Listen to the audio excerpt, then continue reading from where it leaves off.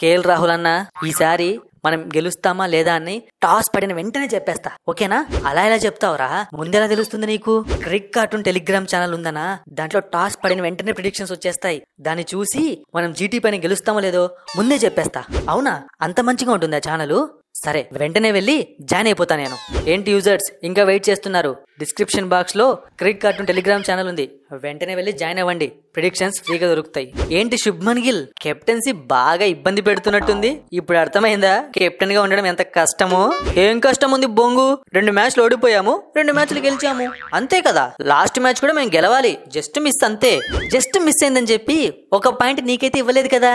ఓడిపోయామని ఒప్పుకో బాసు, ఎందుకు అంత మొహమాటము? అబ్బా, మీరేదో పెద్ద 10 మ్యాచ్లు గెలిచేసినట్టు. మీకు కూడా 4 పాయింట్లు కదా ఉన్నది, మాకు 4 పాయింట్లే. మేము 3 మ్యాచ్లు ఆడి 4 పాయింట్లు కొట్టాం, నువ్వు 4 మ్యాచ్లు ఆడి 4 పాయింట్లు కొట్టావు. మర్చిపోతున్నావా? దాందేముంది, నెక్స్ట్ మీతోనే కదా మ్యాచ్. ఆ 2 పాయింట్లు లాగేసుకొని మీకన్నా ముందుకు వెళ్ళిపోతాం పాయింట్స్ టేబుల్లో. నేను చూస్తుంటే జాలేస్తుంది శుభ్మన్ గిల్. ఎందుకు ఇంత చిన్న వయసులో ఇంత పెద్ద టీంకి కెప్టెన్సీ చేస్తున్నానా? అలా కాదమ్మా, ఆ శశాంక్ సింగ్ ని నువ్వు హ్యాండిల్ చేయలేకపోతున్నావు, ఇక నన్ను ఎలా హ్యాండిల్ చేస్తావా అని చెప్పి. చూడు, ఆ రోజు పిచ్ కొంచెం బ్యాటింగ్ అనుకూలించింది, అందుకే అలా జరిగింది. నిన్ని ఫస్ట్ బాల్ కి అవుట్ చేస్తాం, ప్లాన్స్ అన్ని రెడీ చేసుకున్నాం తెలుసా.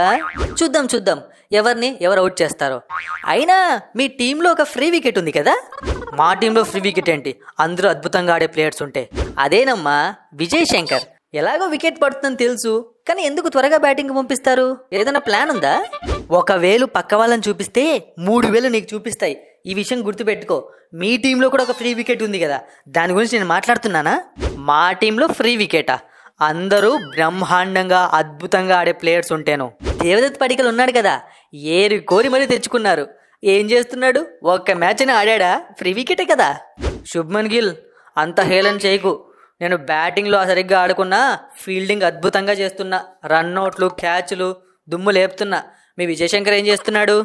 హలో, 3D ప్లేయర్ ఇక్కడ. బ్యాటింగు, ఫీల్డింగు, బౌలింగు ఆల్రౌండర్ నేను. నువ్వు జస్ట్ ఒక బ్యాట్స్మెన్ మాత్రమే. కొద్దిసేపు ఉండు విజయశంకర్ అన్న, మన ఇద్దరం కొట్టుకోవడం మరి కామెడీగా ఉంది. నీకు అర్థమవుతోందా? కామెడీ ఏముంది? నాకైతే ఏం ఎక్కట్లేదు. నువ్వు చెప్పు. మీ కెప్టెన్ నన్ను ఫ్రీ వికెట్ అన్నాడు, మా కెప్టెన్ నిన్ను ఫ్రీ వికెట్ అన్నాడు. మన ఇద్దరం గొడవ పడుతున్నాం, కానీ మనకు సపోర్ట్ గా మన కెప్టెన్స్ రాలేదు. ఎందుకు అడుగు ఒకసారి. ఏంటి శుభ్మన్ గిల్లు చెప్పు, నేను ఫ్రీ వికెట్ కాదు అని చెప్పి. ఎలా చెప్పాలన్నా, ఏదన్నా మ్యాచ్ ఆడితే కదా చెప్పడానికి. నాకు ఏది కనిపించట్లేదు.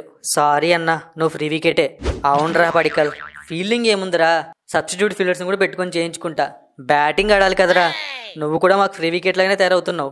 చూసావా, ఇది మన పొజిషన్. నెక్స్ట్ మ్యాచ్ లో నువ్వు నేనే మ్యాచ్ విన్నర్స్ అవ్వాలి, అప్పుడే మన పరువు నిలబడుతుంది.